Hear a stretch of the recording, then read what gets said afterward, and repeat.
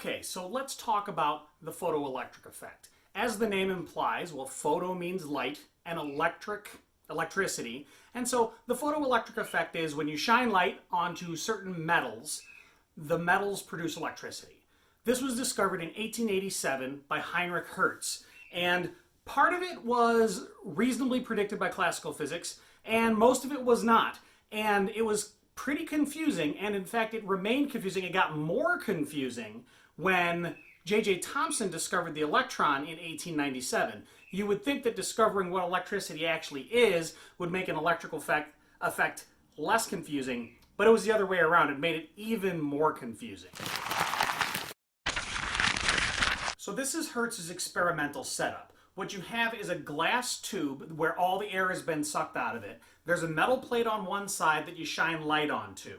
It's hooked up to a circuit, but there's this giant gap in between. When you shine the light, electrons get kicked off, fly over to the other side, and complete the circuit. So as long as light is shining, it runs, and when it doesn't, it doesn't. Furthermore, he had the ability to stop those electrons from happening. He essentially had an adjustable battery hooked up the other way around. So the electrons would fly across, and let's keep in mind what voltage is. It's kinetic energy per charge. So the voltage is an indirect measurement of the kinetic energy of the electrons. So if the electrons have enough kinetic energy, they could fight their way through and hit. But if he turned up the voltage, eventually they'd shoot out and they'd stop and they'd turn back around again. And so we call that the stopping potential. So he could measure frequency of light hitting, intensity of light hitting, how bright or dark it is, as well as the stopping potential, which was a measure of the kinetic energy of the electrons. So let's talk about what they got right. Classic physics accurately predicted that if you shine brighter light on the metal, you will get more electricity. And to be specific, when you shine a brighter light on the metal, you get more electrical current. That worked. It was an accurate prediction. All good. Unfortunately, there were 4 things that did not work that classical physics could not explain. And it took some real doing to get those nailed down. So what were they?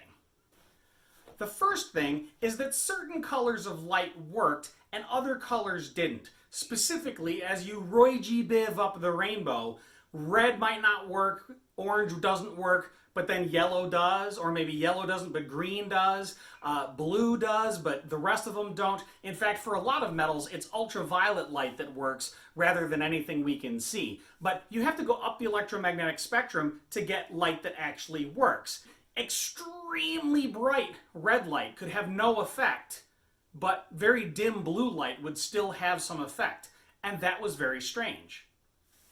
Second, the stopping potential did not increase when you used brighter light. That means that the electrons are not getting more kinetic energy. The voltage, the kinetic energy per charge, doesn't go up when you use brighter light.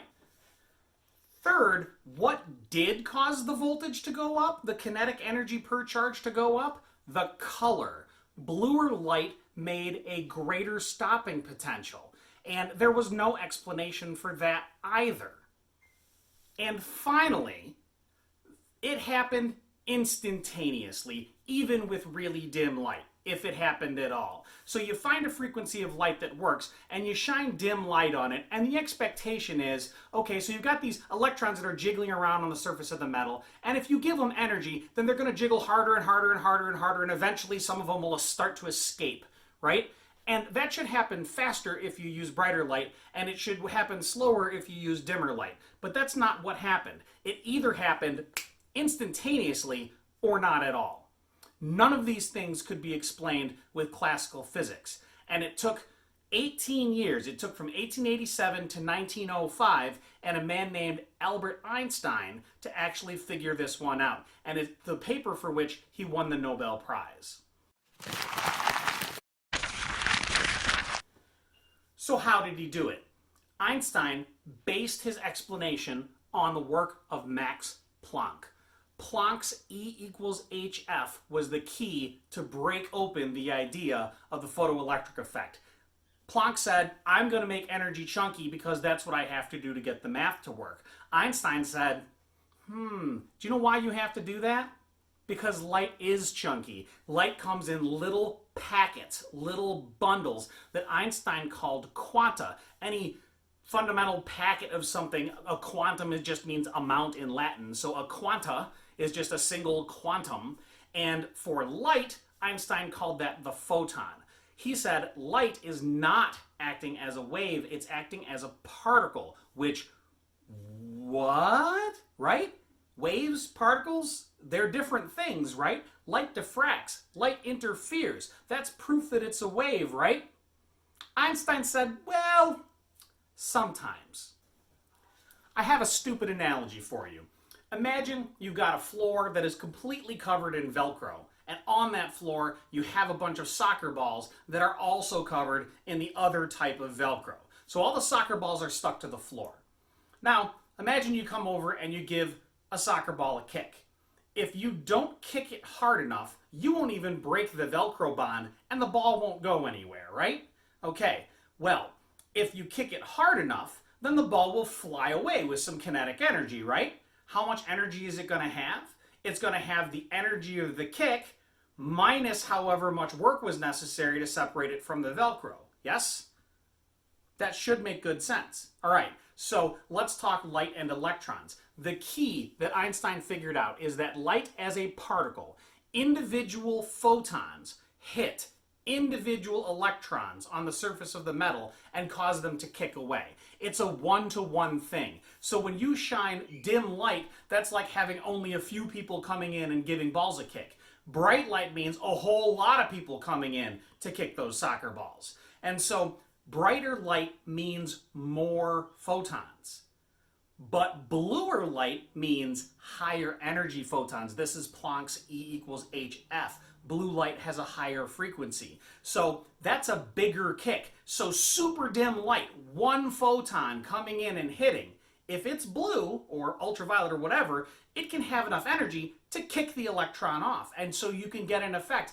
Because the light is very dim, there's very low total energy, but the energy of that photon is high enough to give that kick. And that is the key. Individual photons hit individual electrons and cause them to come off. The more energy the photons have, the more energy the electrons end up with. If the photons don't have enough energy to actually remove the electron from the metal, then nothing happens. This idea explains every single previously unexplainable part of the photoelectric effect. The math on this is actually shockingly easy. Once Einstein realized that it was individual particles doing work to give kinetic energy to individual electrons, all he had to do was apply the work-energy theorem. So you know what that is. Initial energy plus or minus work equals final energy, right? Okay, so what is our initial energy? It's the energy of the photon coming in. Planck tells us that's hf. What is the work? The work is what's necessary to tear it off the metal. Einstein called it the work function, and we represent it by the Greek letter phi. What is the final energy? The final energy is the kinetic energy of the electron that is flying away from the surface of the metal. And so here it is, that's it. Ke max equals hf minus phi. And if you graph that function, you'll see that kinetic energy versus frequency gives you a straight line. And this graph has a couple of cool features. First, the slope of the graph, well, if y equals mx plus b, then m, the slope, has to be Planck's constant. That's pretty cool. The y-intercept, if you look, is a negative number. That's your work function. That's how much work is necessary to pull it off. And the x-intercept is the threshold frequency. It's the minimum frequency to get it to work at all. That's going to be different for different metals. If you have zinc or gold or copper, each one has a different work function, and that was a strange thing that people didn't realize either. And so that's it. That's the entirety of the photoelectric effect. It's a linear conservation of energy, work energy theorem problem that, once you realize it, is very simple. And Einstein won himself a Nobel Prize for that.